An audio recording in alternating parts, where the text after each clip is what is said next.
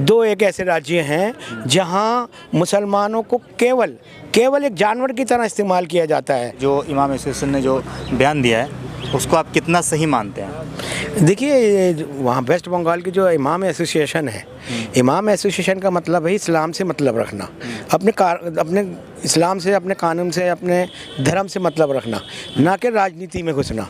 भाई ओवैसी जो है वो एक राजनीतिक विशेषज्ञ हैं, राजनीतिक हैं वो, और वो वेस्ट बंगाल में ही नहीं, हिंदुस्तान के किसी भी हिस्से में कहीं भी वो जो है वो चुनाव लड़ सकते हैं। उसको सरकार नहीं रोक सकती, हमारी माननीय सुप्रीम कोर्ट नहीं रोक सकती, कोई नहीं रोक सकता, क्योंकि इस देश में सबका अधिकार है चुनाव लड़ने का।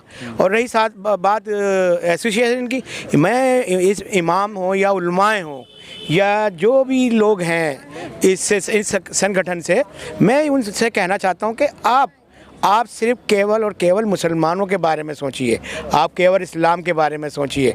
आज केवल आप जो हमारे मस्जिदों के साथ, हमारी दूसरी धार्मिक स्थानों पर, हमारे जो दरगाहें हैं, जो हमारे जो बुजुर्गान दीन जो जहाँ सो रहे हैं, आप उनकी हिफाजत करिए। आप उनकी हिफाजत के लिए अपना काम करिए, ना कि आप ओवैसी दिन जैसे बंदे के लिए आप अपनी लड़ने आ रहे हैं। ठीक है, लड़ो, आप लड़ो, आपको कौन मना कर रहा है, लेकिन आपका चुनाव में आना जो है वो एक बहुत बड़ी गलती होगी। इससे जो आपका वक़ार है, जो आपका जो तस्लीम, जो आपको अच्छी नज़र से जो मुसलमान देखते हैं, उनकी नज़र में आप बिल्कुल गिर जाएंगे, क्योंकि आप भी जो हैं वो मुसलमानों के हित में नहीं लड़ रहा है, मतलब उनको उकसा रहे हैं कि आप जो हैं ये ना करें, वो ना करें। आप जो है अपना इमाम का मतलब होता है नमाज पढ़ाने वाला, इमाम का मतलब होता है कुरान शरीफ पढ़ाने वाला। तो आप वो काम कीजिए, अपनी मस्जिदों को भी हिफाजत कीजिए, अपनी धार्मिक किताबों की हिफाजत कीजिए, ना कि आप दूसरे के लोगों के और असदुद्दीन ओवैसी जैसे के मामलों में इंटरफेयर कीजिए। असदुद्दीन ओवैसी इसलिए वेस्ट बंगाल में चुनाव लड़ रहे हैं कि वो देख रहे हैं कि वहाँ एक तानाशाह का राज है, वहाँ एक तानाशाह जो जिसका नाम है ममता बनर्जी। आज मैंने ममता बनर्जी के कार्यकाल में 10 साल में, पिछले 10 साल में जिस तरह मुसलमानों को आनंद पहुंचाया गया है, मुसलमानों के साथ जो बेइंसाफ़ी हुई है, उनको रोज़गार नहीं मिला, उन्हें घर बार नहीं मिला, उनको कारोबार नहीं मिला। जिस तरह के मैंने पहले भी जिक्र कर चुका हूं कि वेस्ट बंगाल का जितना आधे से ज़्यादा जो वहाँ का जो नागरिक है वो दूसरे राज्यों में जाके काम करता है, वहाँ रोज़ी रोटी कमाता है और उसमें से बचा कुचा जो है अपने घर वालों को बेचता है। अगर वेस्ट बंगाल में ममता बनर्जी अच्छी होती, ममता बनर्जी ने अच्छा काम किया होता, तो शायद आज ओवैसी जी को वहाँ पर अपनी दखलंदाजी नहीं करनी पड़ती। अच्छा, ममता बनर्जी तो ये कहती है कि हमने क्या नाम है विकास किया है। आज पश्चिम बंगाल के अंदर अगर विज़िट करते हैं, जो ख़ास करके मुसलमानों का मोहल्ला जाइएगा तो वहाँ का खस्ता हालात है, कोई विकास नहीं है। वहाँ के जो बच्चे हैं उनके तक जो है शिक्षा नहीं पहुँच पाता है। देखिए, बिहार और वेस्ट बंगाल दो एक ऐसे राज्य हैं जहां मुसलमानों को केवल एक जानवर की तरह इस्तेमाल किया जाता है।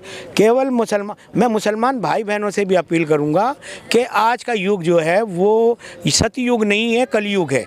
और कलयुग में आपके ऊपर भी जिम्मेदारी बनती है। अगर आपके पास इतना नहीं है, आपके पास इतनी संपत्ति नहीं है, आपके पास इतना अच्छा कारोबार नहीं है, आपके पास इतना अच्छा रोज़गार नहीं है, तो आप सिर्फ 2 बच्चे करिए। कम से कम 2 बच्चे रखेंगे, आप उनका पालन पोषण अच्छा कर सकते हैं, आप उनकी देखभाल अच्छी कर सकते हैं, आप उनकी शिक्षा पर ध्यान दे सकते हैं, आप उनकी स्वास्थ्य पर ध्यान दे सकते हैं। और वेस्ट बंगाल में क्या है कि वेस्ट बंगाल में मुसलमानों के साथ तो ये समझ लीजिए उनको भेड़ बकरी की तरह इस्तेमाल किया जाता है और वोट बैंक की राजनीति होती है। जहाँ जहाँ इलेक्शन आते हैं मुसलमानों को वहाँ पर लुभाया जाता है, उनको इस्लाम का हवाला दिया जाता है, उनको मुसलमान होने का ये ध्यान दिलाया जाता है कि मुसलमान गलत नहीं करता, मुसलमान ये नहीं करता। ये चीज़ें सब क्या कि राजनीति जो होती है ये सिर्फ इलेक्शन के नज़दीक ही होती है।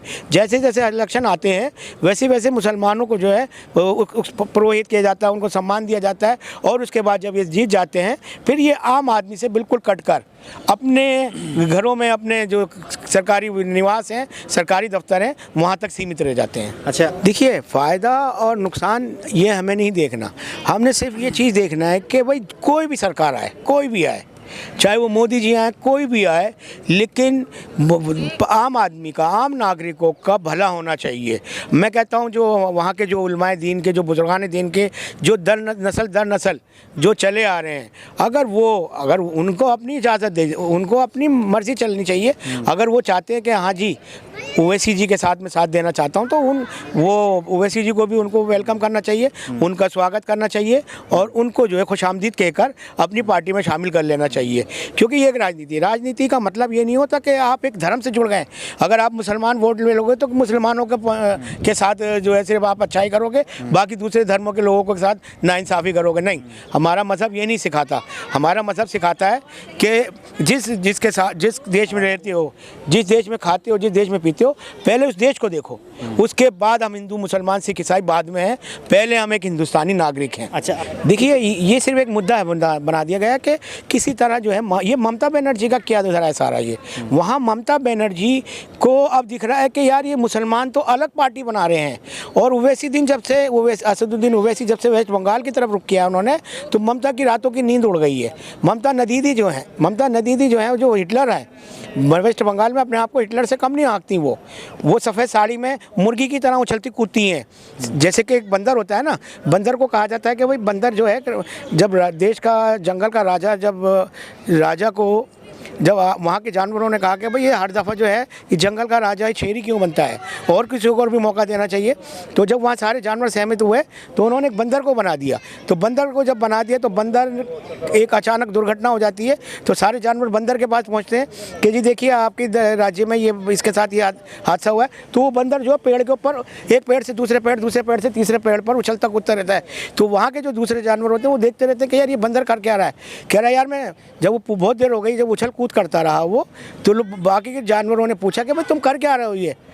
कह रहा है यार मैं छानबीन कर रहा हूँ एक पेड़ से दूसरे पेड़। तो ऐसे ही वहाँ की ये ममता बनर्जी है।